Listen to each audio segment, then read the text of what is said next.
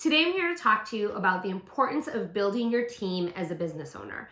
And it's important to note when you think of the word team that you're not just thinking of the employees who work for the business, but your team and the people who support you so that you can make the business run.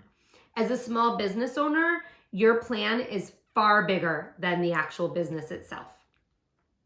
Small business owners, as you know, usually work around the clock. I know I worked at the most random hours when I was first starting my business, often working late into the night.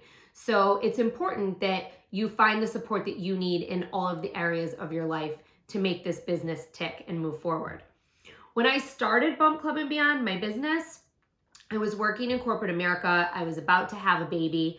And when my daughter did come into the world, I really had to make the decision that something had to give. I could not work in the corporate environment and continue running my business and be a mom.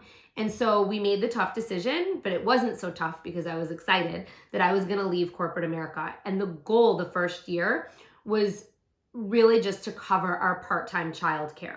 But without that childcare, I couldn't do the business. So that role, that childcare person or entity, that was part of my team. And so that's why today we're really going to talk about building your team both within the business and outside of the business. I'm proud to say that I did exceed in that goal, but I very much had to look at the greater picture in order to do so. And I'm going to encourage you to do the same. So when it comes to building your team, I want you to make two lists. The first list is every single thing that has to do with the business, all the tasks that need to be done. And if you have roles that are associated with them, put those down too. Then I want you to circle all of the tasks that you feel that you can handle yourself. Those are your strengths, things within the business that you know you can do. And then among the items that you are not so comfortable doing or feel that you could use help, I want you to make a secondary list. Who can you go to get the help that you need for these tasks? Is it a freelancer? Is it an hourly worker? I think that right now moms there are so many moms that are out of work who want to be working or keeping their foot in the door. As a small business owner, there is no shortage of talent. All it takes is a Facebook post either on your personal Facebook page or in a Facebook group, and you can really find an hourly worker or someone right now who might freelance in PR or marketing or even bookkeeping, someone that can help you and take some of the burden off of your plate. And if you're not quite there yet, maybe look into advisors. See if there are any advisors out there or mentors that can help you and provide support in the capacities where you don't necessarily excel. And I think for me, one of the biggest mistakes that I made, and hindsight is 2020, but I do wish that when I had started my business, I had started with a partner, someone who had a finance background or an operations background. I'm great at marketing and business development and content creating and really the creative aspect of the business, developing our product, that type of work. But I'm not so great at finance, and I know that. I don't pretend to be. So I think in hindsight, had I been able to do this again, I would have hired someone or gone into business with someone who had a finance background to be that chief financial officer while I was the chief marketing officer.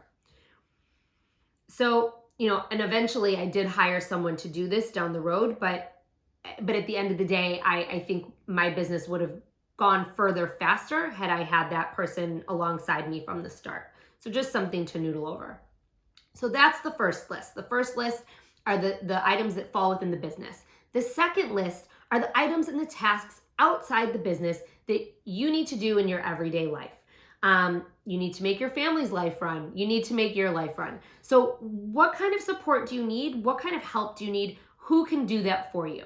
And these could be things like childcare, as I mentioned at the top of the video, meals, meal prep, running errands is that type of task sucking the life out of you. Maybe you can hire a college kid or a high school kid hourly to help you with stuff like that. It's really important that you take a look at the big picture and that you understand the value of your own time. Because if you're doing something that is costing you more than it would be to outsource, then you should be outsourcing it so that you can focus on growing the business. As moms and as women, I think we all want to do everything. We're wired to do it all and think we can do it all. But at the end of the day, we need to know that it's not only okay to ask for help, but that we must ask for help. And as a business owner, it's going to be imperative into growing your business into the success that you want it to become. Plans, they can be paralyzing.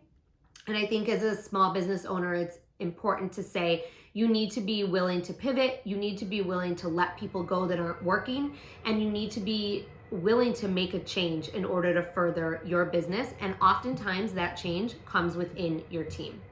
So after you watch this video, I want you to take a few minutes. I want you to sit down and make those 2 lists. It's important to do the work up front so that you can have the success in the long run. And if there's anything else that you want to talk to me about, or if you want to discuss this further, please feel free to reach out. I am always available.